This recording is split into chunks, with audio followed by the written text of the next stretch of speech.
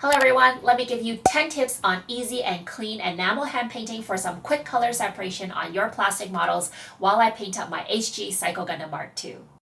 New Type is a fast and reliable source of Gunpla supplies in the US. For my fellow Canadians, our Gamma Hobby offers the largest stock of kits, tools, and paints. Previously, I've already added panel line accent and enamel hand painted the inner frame. In this video, I will focus on the secondary purple parts because it includes the hardest piece in this kit to enamel hand paint. Do remember that if you want very clean and smooth results, masking and airbrushing is the way to go. It takes more time, is harder to clean up errors, but gives the cleaner results. On the other hand, enamel hand painting is usually the faster and easier way to get some color separation on the details of your kits, but not the perfect way. Because it is hand painted, it may not look as smooth. However, I believe that with proper execution and some patience, hand painted enamel details can look just as good while saving you a lot of time. If you haven't yet, I highly recommend watching my very thorough enamel hand painting tutorial where I talk about the differences between the strength of acrylic, enamel, and lacquer paints, how to choose the best parts to hand paint, and more.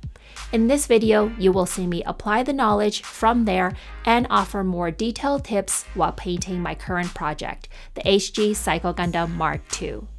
Okay, so these are the secondary purple parts I'm going to enamel hand paint. The way I pull them out and check if they need to be painted or not, or if they will show through, is I look through the manual or sample pictures for them. And if you want to learn more about how I find parts without runner numbers, I have a whole video for that. There are some parts in the outer armor, parts like this, that are very obviously able to have some color or detail separation, but there are also some parts which I am not able to always tell if they're going to show or not. I'm the most apprehensive about this part. I'm planning to paint the tube, and if possible, maybe this part, this like outer part of the tube. I'm going to see how that goes.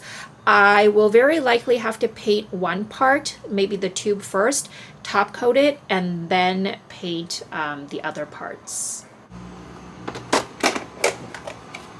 These are all of the basic colors that I have. I did order almost all of these from our Gamma Hobby, my sponsor. They have a lot of enamel paints. Except for these tester ones, they're discontinued now, I think, although I think they were really the best enamel paints for metallics. Otherwise, the Tamiya ones, really, they do fine. For this build, because I want to keep the retro anime look, I'm gonna not use any metallics. That might not seem like a big deal, but that's actually one of my kind of overarching goals for this kit, is because I fall back onto metallics really easy, whether for the inner frame or for painting up details, just because it's so easy to make a kit look good with some metallic details. So for this kit, I'm not allowed to use any metallics. These are the 4 grays that I have. Of course, if you want, you can always mix with a little black or white, but mixing is a lot of work and you will need to use the same color throughout the kit. So I really do recommending just like buying a set of colors that you think you're going to use. A variety of gray is a great set of colors to have because you use grays as detail colors for almost anything, and I used quite a few of these grays for my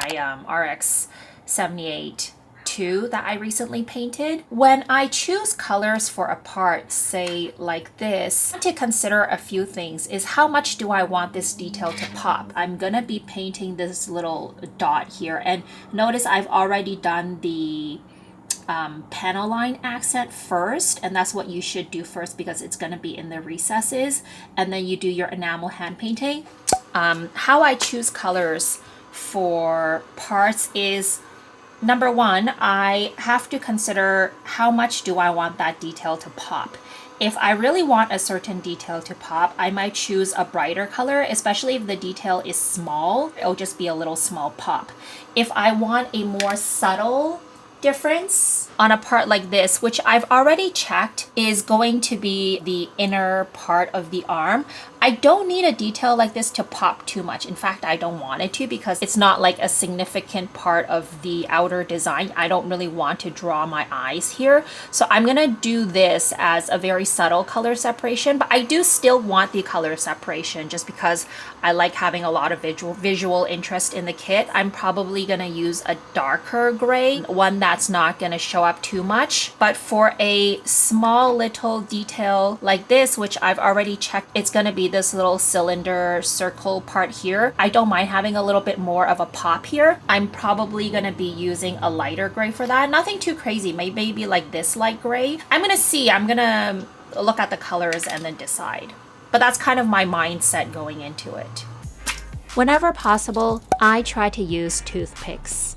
A common concern with any form of hand painting is leaving unsightly brushstrokes. So, using a toothpick will help you avoid that because it's not a brush, so no brush strokes.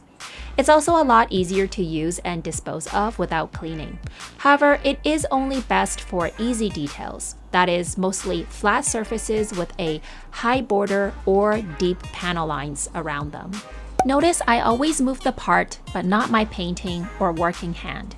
The painting hand always stays in the optimal position. I twist the paint off the toothpick to reuse. Super easy, no cleaning. Notice that throughout this video, I always use the paint straight from the bottle. There's no need to thin it because it already comes in the best consistency to paint with. Sometimes if my paint is a bit old, I do add some thinner into the whole bottle and shake it up a bit. Whether you paint with a toothpick or brush, remember to always dab and drag, but never to stroke. That is, you pull and maneuver the paint around, rather than layer and smear it on. This is, again, to avoid brush strokes, and you will see me demonstrate it with a brush soon. While avoiding brush strokes is a common concern, another issue you may not think about until you've made the error is maintaining consistent paint thickness. Do you notice I leave a little gap whenever I go in with fresh paint and drag it to connect with the older paint? I do it with these narrow gap details in particular because when the tip of a toothpick with the fresh paint touches a part, it deposits most of the paint right away. Toothpicks are harder to control. I do this to make sure the paint is even across the whole surface and not too thick. I don't necessarily do this with a brush and a wider surface. As I hand paint, I notice I missed a potential area to add some panel line accent to. It happens to flow well. Sometimes it doesn't, and I just erase it after. Even if you don't airbrush, enamel hand painting easy details like these really upgrades the look of your kit. Do remember though, enamel hand paints have a longer curing time, so it will have more time to self-level and give you an even looking surface. That's why this works and can be preferable to acrylic paints, which have a faster drying time and can leave brush strokes more easily and also cannot be erased. I do talk about all of this in my enamel hand painting video. Before we continue, let's do a quick unboxing from my sponsor, Gunpla Hobby, where I get my kids' tools and paints. I didn't get a lot this time, but there is something from here that I need.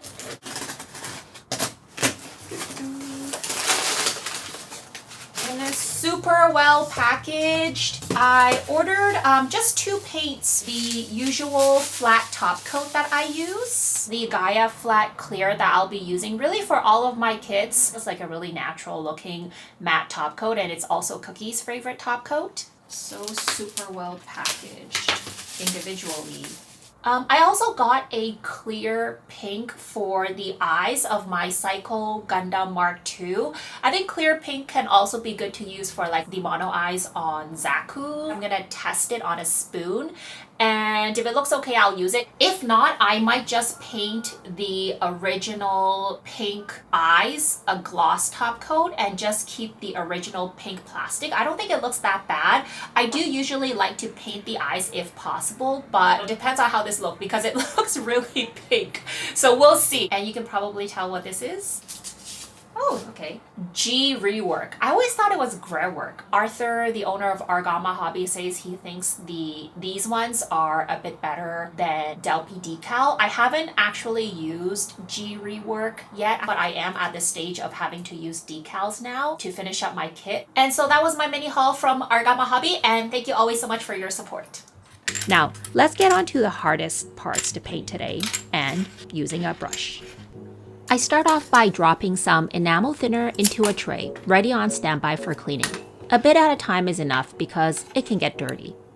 I always start off by cleaning my brush a bit, never pushing it face down, which can ruin the bristles, but always at an angle to keep the tip straight. I think one of the key to precise and clean hand painting is to have a long-lasting, fine, pointy-tipped brush. You don't want splayed and stray bristles after a few uses, which I've experienced with cheap hobby store brushes, so it's worth investing in a good quality brush. If you are interested in any of the brushes or products I use in my videos, you can find direct links on my Amazon storefront. Any purchases you make after browsing my storefront supports me with a small commission at no extra cost to you, helping me to continue creating content like these. I've also recently opened up a Canadian storefront at the request of some of my fellow Canadians. On both storefronts, I have an entire section called My Enamel Paints and Tools, where you'll find a lot of the products I use in this video. Now, let's get back to hand brushing. As previously mentioned, I am using a dabbing motion, even with a brush. When painting a larger surface with a brush, I do still connect the new paint to the old paint. Even though I don't leave an obvious gap, I do still start the paint a tiny bit away from the old paint and then connect. This is to ensure even coverage. If I feel like there is a lot of paint left on my brush or in the paint already laid down, I may spread that out a bit, like I'm doing here. What you do all depends on how much paint you picked up or is left on your brush. Remember, the goals are always even paint thickness and coverage without brush strokes, while staying in line as much as possible. Okay, so I originally was going to use this gray here on the tube, but I thought it didn't really stand out enough. So I thought that maybe I could just use a darker color for this outer part of the tube and see how it matched this, but I didn't really like it. And then I tried the lighter gray, and I think that would be a little better, so I think I'm going to use these two colors. I'm going to be erasing this one. I'm okay with this part of the tube really standing out on the outer armor because, I don't know, I think it's like a really nice detail, so that's why I went with a lighter gray. Don't worry, I'm going to show you how I finished painting the tube. However, if at any point you want to completely erase what you did, don't worry, it's really easy, and that's the beauty of painting with enamel paints, a weaker and erasable paint over lacquer, a stronger paint which will not melt under enamel. Just get a Q-tip, dab it in some enamel thinner, any brand works, and erase away. Do try to avoid getting too much thinner onto the part. The Q-tip shouldn't be dripping with thinner, and make sure your lacquer paint is completely cured before enamel hand painting. I leave it overnight.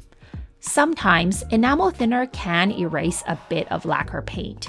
This usually doesn't happen for me, but I get a lot of my patrons on Discord mentioning it does for them. I do notice it can happen for me sometimes too.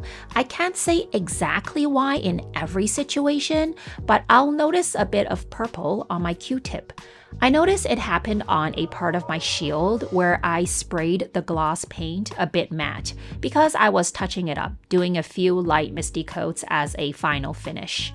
I assume it's because matte paint has more surface irregularities, or you can think of it as larger particles, which is what scatters light, making it easier to wipe off.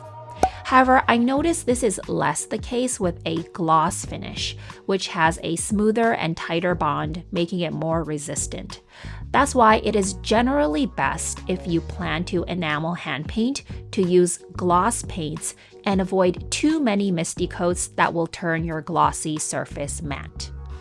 I know it looks like I went through a lot of work erasing this, but I think it is worth it for the color change. Sometimes you just have to see it in place to know if you like it or not. Notice I'm using an old brush to get the thinner into nooks and crannies that are harder to reach with a Q-tip. Now, nice and clean. Remember to let the thinner dry before painting it again. Now, let's get on to repainting in the lighter gray. You'll see that it was hard for me to film painting the edge, but it's all about having a steady hand and making sure you don't have too much fresh paint on your brush. I usually deposit all the paint on the main part and then go to the edge. At the end, I will completely clean my brush and dab tiny bits of paint to touch up. Now we get to spot cleaning. While you can do big cleanup jobs with a Q-tip, smaller cleanup with a finish master, there are times when cleanup is just a tiny spot in a hard-to-reach place. Using an old brush with some thinner works great in this case.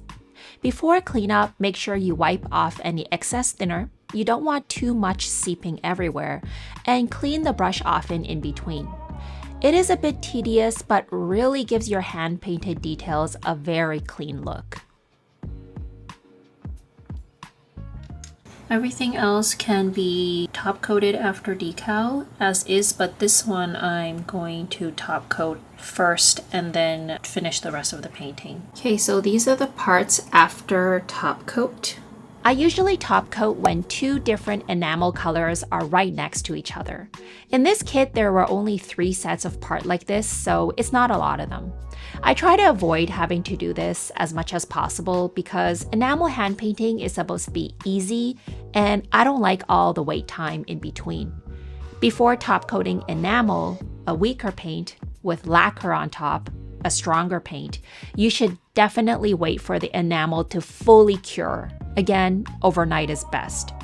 When painting a stronger paint over a weaker paint, I always do a light misty coat first to provide a protection layer that won't melt the paint underneath. After that, I go right to the second wet coat of lacquer. Do note that if you choose to use a matte top coat, you shouldn't be painting metallic enamels over that. Or if you do, you won't be able to do cleanup without the paint leaving a metallic pigment, kind of sparkles and glitters on the surface. It's close to impossible to erase that off a matte surface. This is something I learned from experience. So remember in my enamel hand painting video, I said it's important to be able to judge a part and whether it'll be easy to paint or not. To be honest, this part is not going to really show very well. It's kind of like the armpit area and the arm is going to be here. But it is going to show just a tiny bit, and I have a really hard time leaving details like this that are obviously supposed to be a different color in the original color. So I decided to just paint this. I've already done the panel line accent. I know that going into this is going to be really hard to paint because it doesn't have, like I mentioned in my enamel hand painting video, it doesn't have a defined panel line around this circle. If you were working on a resin kit, you would scribe the panel line around this so you get like a really defined detail, and also you can use that panel line to help you mask if you wanted to. But of course I'm not going to do that for this kit. So I decided to try it out anyways, and a lot of the times I'm not 100% sure I can actually execute what I want. If I give it a try and I find that it looks really bad, I can always erase it. So I gave it a try this first time and it was a little messy, but it's okay because I was willing to do the cleanup work, which cleaned it up a lot more. So I'm gonna do that for this one. This is actually quite a difficult little detail to paint, but I just really wanted to do that. I used really the same process here, so before we finish off, let me answer the most commonly asked question I get regarding my process for panel lining, enamel hand painting, and decals, which is, do you use a gloss top coat before any of this? People are worried about panel line accent not flowing, enamel thinner melting the lacquer paint, and decals not moving well without a gloss top coat. My personal overall answer is no. I do not gloss top coat at any point for the purposes mentioned previously. I already demonstrated why it is not necessary for enamel hand painting. Very clearly, you have seen my paint did not melt, and explained that as long as you use a gloss color paint and paint it gloss, the enamel thinner will not erase your lacquer paint. This rule applies universally for helping panel line accent flow and decals to move. As long as your gloss paint is painted with wet coats and therefore has a glossy finish, you shouldn't experience any problems. Additionally, Bandai panel lines are not very deep, so if you top coat over that, filling in the panel lines, they will actually become more shallow and possibly increase the chance of poor flow. I do experience this after painting if I didn't rescribe Bandai panel lines, which I usually don't for casual builds. Now, that is my personal overall answer. Sometimes there are cases where you may be using very thick decals with a very prominent clear border you'd like to hide, or you are stuck using a matte color paint but want to enamel hand paint some metallic details on top. Then you may choose to do a gloss top coat. Obviously, every situation calls for something different. Wow, that was a lot. We are nearing the end of this build, and my next video should be the final one in this series as I finish painting up the rest of the kit, do the final assembly, and share the finished product with you. Did you know that 67% of viewers are not subscribed? If you enjoy my content, the easiest way for you to support this channel is to become a subscriber. I'd also like to express my appreciation for my Patreon supporters who make running this channel possible. Patrons receive exclusive perks like access to my archive of uncut extended versions of all my previous Gunpla painting videos and an invitation to my private Discord server where you can join in on fun group builds and challenges. Happy building, everyone. Hey everyone, we're on our way to Ashley's and Cookie's in the back there. And look at what we found.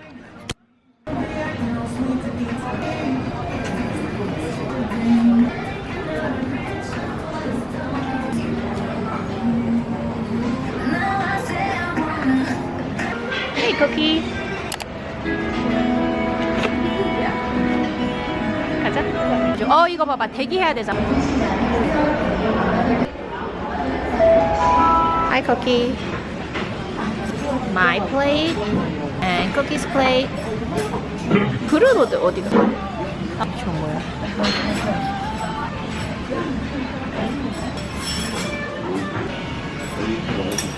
I really like this pumpkin salad. Deep fried tofu. 와, 엄청 좋아. So many cream. Thinks the quality is good. This is Chinese food style. I like Chinese food. Okay, here's round two. My plate two. Calamari with chips, British style apparently. It looks really good.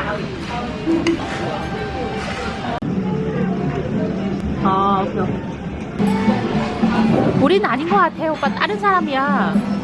Oh my god, 우리 건 안 돼.